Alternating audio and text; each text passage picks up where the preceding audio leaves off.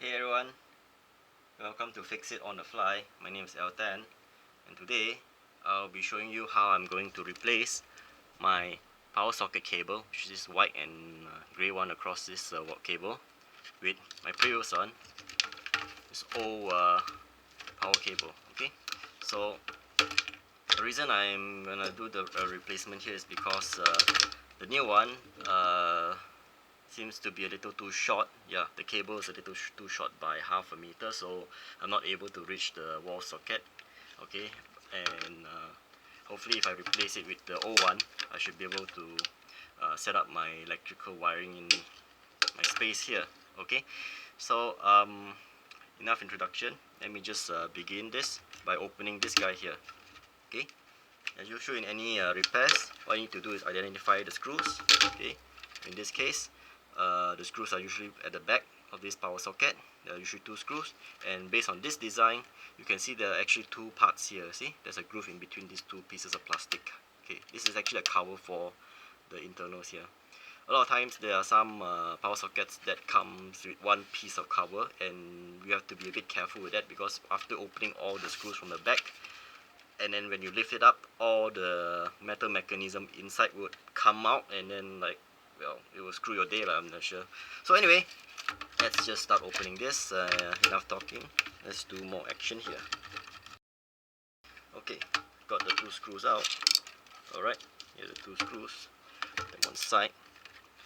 Okay, so as you can see, in any AC what you call devices, they usually come in a cable with three wires. Okay, one's a brown, red, whatever color you want to call it, and there's a blue one or a black one, and then there's the green one here, green yellow one.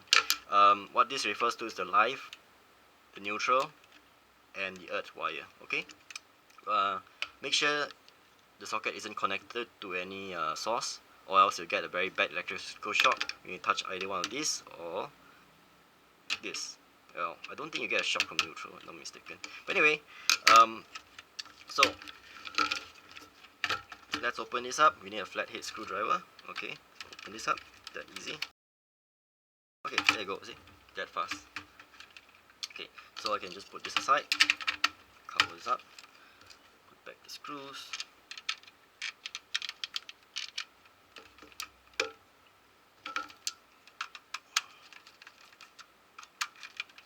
There you go. I could use this for something else. Anyway, so now I got my cable. Next is to make this tidy first. Okay, so now we have them placed out like that. I noticed that this one is a little thin, so what I'm going to do is I'm going to cut the wire out a little bit.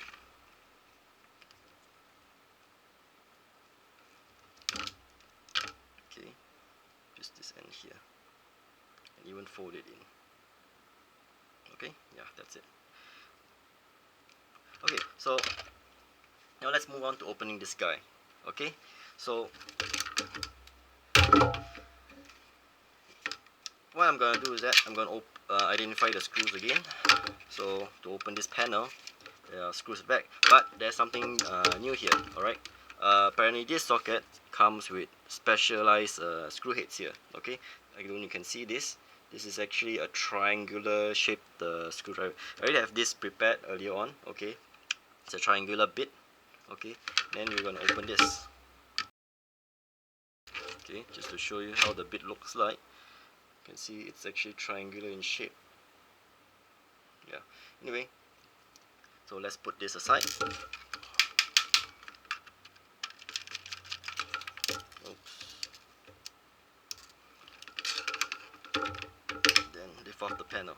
Okay, so what's interesting here is what we see is the same thing, live, earth, and neutral. Okay, make sure this is not connected to any power source. And there's an extra thing here. You see this blue color little component here, right?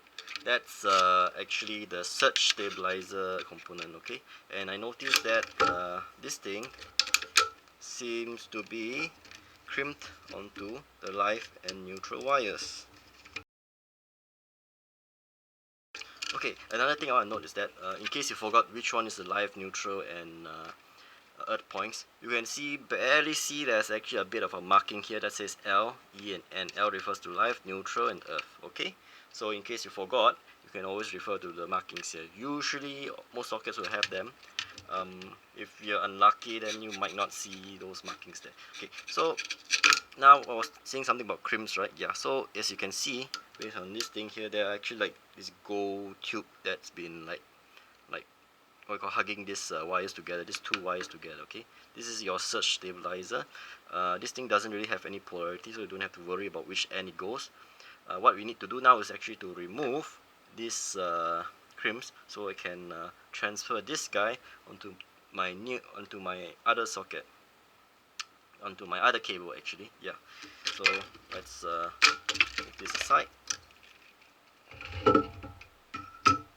Okay, let's try opening this. Crimps are actually like, in this case, they are actually metal tubes that are designed to actually I mean, you use it to actually slot the okay, so crimps are actually metal tubes or any metal pieces that hold the conductor end of the wire down together. Okay, so it's actually like sort of like mechanically pressed into it, and then it holds the wire down itself, so having it soldered. You see, these things tend to be quite annoying because they are a bit hard to actually open up. Alright, but I'm gonna try opening it anyway. So yeah, here it goes. I don't think this will work, but let's try. Nope, yeah, no, definitely not.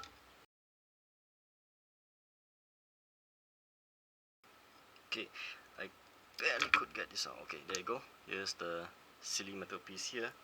Okay, it keeps stuff neat, but it can be a nuisance sometimes. Same goes for here. I'm just gonna pull it out or something. Yeah, here you go. See, it doesn't even crimp down properly. So yeah, this I can throw out. Okay, so bring this back in. Okay, I could put this one in first, but that's bring in the old wire. Okay, so this I can just throw one side. Okay, so I'm just gonna fit this in and then mount, screw them all down. Okay.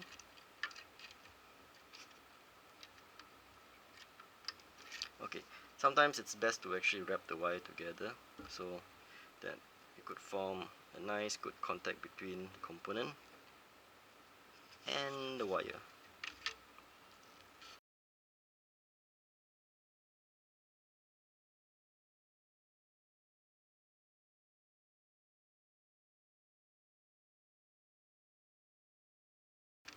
Okay, so I'm done.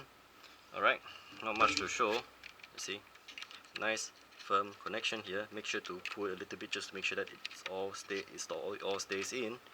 Okay, not come out halfway through. That would be really bad. Okay, so now we just have to keep this a little neat. Put this in here. Alright, push the component to one side, and then we'll clamp this down. Okay, the other way around. Okay, so I'm done here. See, you can pull this, tuck this, no problem. Okay, make sure this thing doesn't come out. Yep, should not be coming out anytime soon. Alright, so there you go, all done. Next is to replace the cover back here.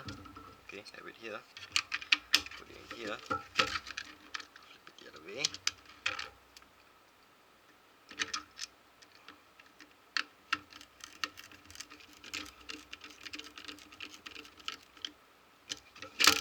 Oops.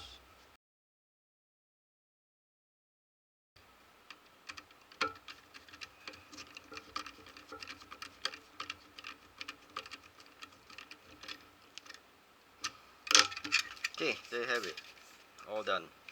Now we're going to test this out. Give it a minute.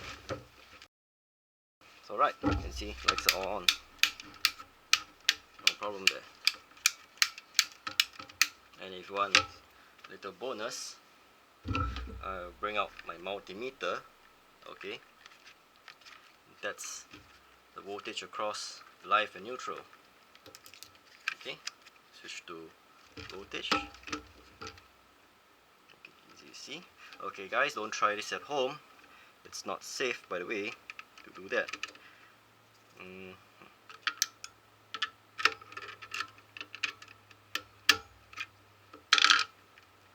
Make sure when it's in volts, don't leave it in DC. Press the select button, put it into AC.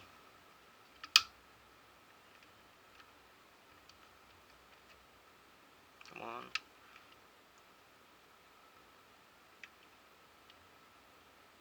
Okay, there you go. Yeah, I have to put it in a very odd position, but there you can see 246 volts. Alright.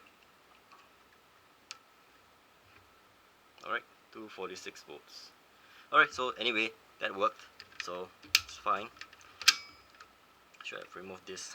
You know, there's actually extra caps like that. Anyway, so that's it for today. Thank you for watching. Hope you would subscribe, like the video, and maybe share it on any social media platform you like. Don't forget to leave comments, and if you do click on dislike, please do leave a comment, because I will not improve on the video if I don't know what's wrong. Okay, so thank you very much for watching. Have a nice day. Everything out.